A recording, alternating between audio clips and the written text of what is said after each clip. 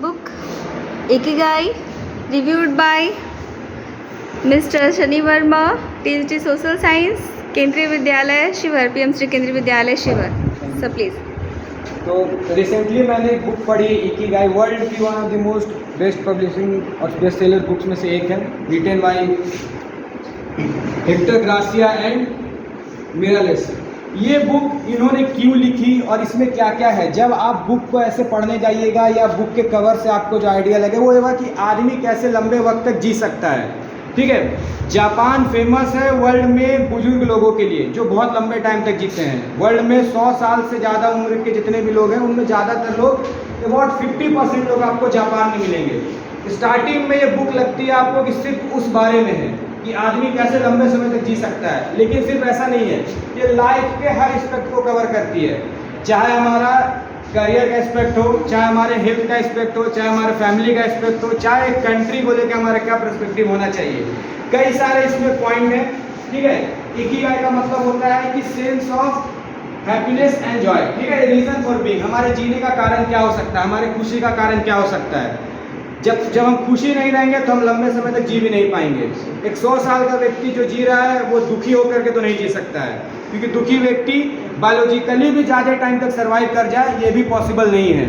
तो उसके लिए आपको खुश रहना है, और खुश रहने का ये मतलब नहीं है कि आपके पास बहुत ज़्यादा पैसा होना चाहिए, वो भी बहुत कोई इंपॉर्टेंट चीज़ नहीं है. अदर बहुत सारे फैक्टर्स हैं जो आपके जीवन में आपको एक लंबी उम्र देंगे, और जब आपको लंबी उम्र देंगे आप उन चीज़ों को फॉलो करिएगा तो लाइफ में भी आपको एक satisfaction, less stress free life और एक अच्छा जीवन मिलेगा. इसके कई सारे पॉइंट्स हैं, जब आप बुक पढ़िएगा तो कई स्टोरीज के माध्यम से उन्होंने चीज़ों को बताया है, अलग अलग कंट्रीज़ के माध्यम से बताया है. ये राइटर्स स्पेन के रहने वाले हैं. इनमें से जो हमारे एक्टर गार्सिया ये जाके वहीं पे फिर बस गए जापान में, उन्होंने वहाँ की उनको नागरिकता भी शायद मिली और बाद में वहाँ पे उन्होंने रह के काम किया है. तो इन्होंने जो बुक लिखी है इसमें मेनली 4-5 पॉइंट उन्होंने डिस्कस किया है कि हर किसी को जीवन में एक अपना इकिगाई चुनना है, यानी आपके खुशी का एक कारण होना चाहिए, एक काम. वो काम ये भी हो सकता है कि जो आप अपने सर्वाइवल के लिए काम करें, मतलब आप आपका जॉब हो, आपका कोई पैशन हो सकता है, आपका प्रोफेशन हो सकता है, ये सब क्या आ सकता है. वो आपको चुनना है कि वो कैसे चुनना है. हम लोगों ने एक डायग्राम बनाया है, इस पर डिस्कस भी किया है. आप अगर ये इसका आंसर आपको मिल जाएगा तो आप जान रहे हैं. तो इसमें कई सारे जैसे पॉइंट हैं. ठीक है, 10 मेन पॉइंट है. इसमें से एक है stay active and don't retire. आप अगर जीवन भर एक्टिव हैं, ठीक है, तो आप जीवन में लंबे समय तक सर्वाइवल में आपका हेल्प होगा. एक्टिव होने का मतलब है आप एक एक्टिव लाइफ जीते हैं, ये नहीं कि दिन भर बेड पर पड़े हुए हैं. और रिटायर नहीं होना, डोंट रिटायर. 60 साल होगा मैं भी अपने सर्विस से रिटायर हो जाऊंगा. ठीक है, हर एज में जो बिजनेस कर रहे हैं वो भी रिटायर हो जाएंगे, लेकिन रिटायर होने का मतलब ये नहीं है कि आप स्टैंड स्टिल होकर के बैठ जाइए. जैसे एक आर्टिस्ट है वो 60 साल की उम्र में रिटायर कर सकता है, लेकिन क्या वो ड्राइंग बनाने से 60 साल में रिटायर हो गया? नहीं, वो ड्राइंग बनाएंगे. कुछ टाइम पहले चैट जीपीटी पे गिबली आर्ट का एक चल रहा था. ठीक है, क्या है जो इन्होंने गिबली आर्ट बनाया, वो जब तक वो बना सकते थे वो आर्ट बनाते ही थे. संडे वाले दिन भी जाकर के बनाते थे, इसलिए कि उनको पैसा मिलेगा, क्योंकि उनको बनाना अच्छा लगता था. उस चीज़ से वो खुद को इंगेज रखते थे और वो एक एक्टिव लाइफ जी पाते थे. नेक्स्ट है टेक इट स्लो. आप जीवन को स्लो चलिए. स्लो का मतलब ये नहीं है कि यहाँ से वहाँ चलना है तो धीरे धीरे चकचुए के चाल में चले. स्लो चलने का मतलब कि हर चीज़ को कायदे से काम करिए. एक किसान अगर सोचे कि एक ही दिन में वो खेत जोत करके बो करके उसको फसल उगा करके काट दे, ये पॉसिबल नहीं है. क्या है, उसको टाइम देना पड़ता है. एक स्पोर्ट्स प्लेयर वैभव सूर्यवंशी अगर आज रन बना रहा है तो 2-3 साल की उम्र से वो खेल रहा है, मेहनत है उसका. कोई प्लेयर यहाँ से स्कूल से रीजनल नेशनल खेलने जाता है, उसका एक मेहनत है, बिना मेहनत के वो अचीव नहीं कर पाता है. तो अगर आप धीरे धीरे स्लो स्टेप में किसी को काम को करिएगा तो आपके लाइफ में क्या है, एक खुशी एक जॉय का माहौल आएगा. Next, don't feel your stomach. अब आता है हेल्थ पे बात. अगर आपको भूख लगी है और आप एकदम भर के पेट भर के खा रहे हैं, मतलब अब पता चल रहा है कि पेट भरा जा चुका है, तब आपके शरीर को फायदे की ज़्यादा नुकसान करेगा. हमेशा 70% 80% पेट भरने लायक खाइए.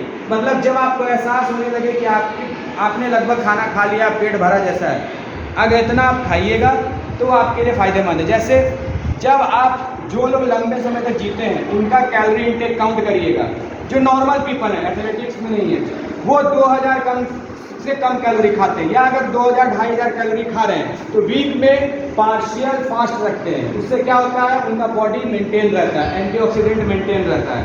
नेक्स्ट, अपने आप को अच्छे दोस्तों से, अपने परिवार के अच्छे सदस्य से घिरा रखिए, उनसे मुलाकात करते रहिए, बातचीत करते रहिए, उनसे हंसी मजाक करते रहिए। इससे क्या होता है, इससे आप खुद भी स्वस्थ रहते हैं, आप में एक सही ऊर्जा बनी रहती है, एनर्जी, और दूसरे से भी आपका रिलेशन कोऑर्डिनेट अच्छा रहता है, वो आपके हेल्थ के लिए अच्छा है। एक अकेला व्यक्ति बहुत जल्दी डिप्रेस हो जाता है।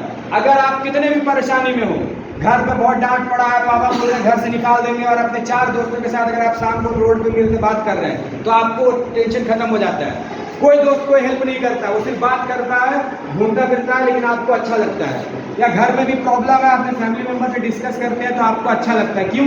क्योंकि वो आपके अपने लोग हैं, वो आपको समझते हैं। नेक्स्ट, आपका क्या है, अगले बर्थडे, हर बार टारगेट बनाइए कि इस बर्थडे से अगले बर्थडे तक मेरे अंदर कुछ अच्छा चेंज आए, फिजिकली ज़्यादा फिट रहें, एजुकेशनली ज़्यादा अच्छा रहे, जिस चीज़ में हम बेहतर करना चाहते हैं उस चीज़ को हम और बेहतर करें, स्पोर्ट्स हो, आर्ट हो, ड्राइंग हो, म्यूजिक हो, डांस हो। नेक्स्ट, स्माइल करते रहें, फालतू का नहीं, जहाँ पे जगह है, ठीक है। इसका मतलब क्या है, जब लाइफ में प्रॉब्लम आए तब आपको स्माइल करना है। किसी से मिल रहे हैं, ग्रीट कर रहे हैं, स्माइल करिए। आप किसी के आ जाए, किसी मेहमान के, और मेहमान आपके सामने क्या रो करके आपका स्वागत करे, वो अच्छा नहीं है, ठीक है। ये कहते हैं ना, उदास चेहरा बना के मत रखो। अगर आप अपने घर में भी रहिएगा तो बड़े बुजुर्ग हमेशा कहते हैं कि क्या रोने जैसा सूरत बना के रखा है। तो जापान में भी ये कल्चर है कि रोना नहीं है, उदास चेहरा नहीं बनाना है, आप चेहरे पे मुस्कुराहट रखिए, ठीक है। अगर कुछ बुरा भी चल रहा है तो उससे आपको क्या है, एक ताकत मिलेगा कि आप इस चीज़ को चेंज कर सकते हैं।